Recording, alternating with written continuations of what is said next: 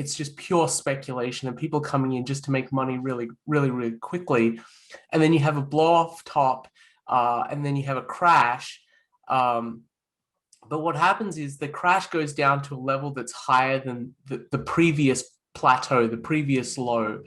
And then, once Bitcoin stabilizes, you have a new cohort of people coming in who recognize, wow, this thing isn't dead. It's sticking around. It's important. I can see why it's important to have some of my savings in it because it can't be debased. It can't be confiscated. I can transmit it across the world without anyone's permission. So that sort of sets the base for the next cycle. And we've already seen 4 of these cycles. And the thing that's absolutely fascinating to me that we've learned about the process of monetization is that these cycles look almost identical.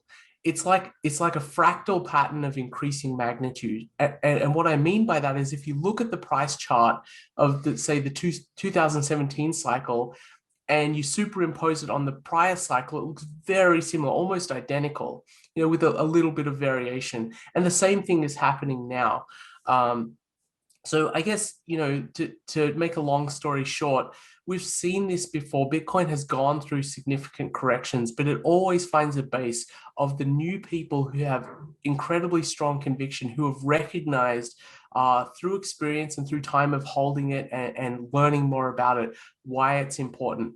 Now, the big question that a lot of people are asking is this the end of the bull market? Is this a new bear market? Do we have to go through a bear market for another year or so before we get into a new bull market? I think it's really hard to know.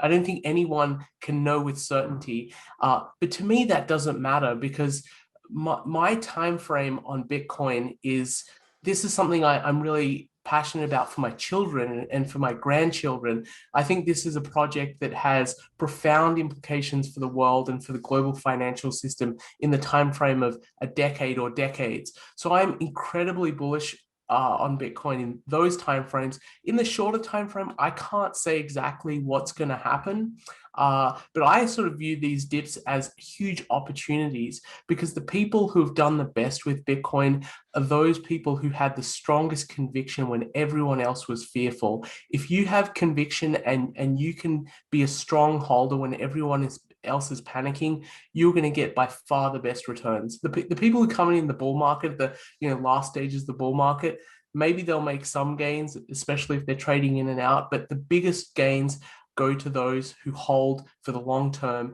and have conviction when everyone else is scared.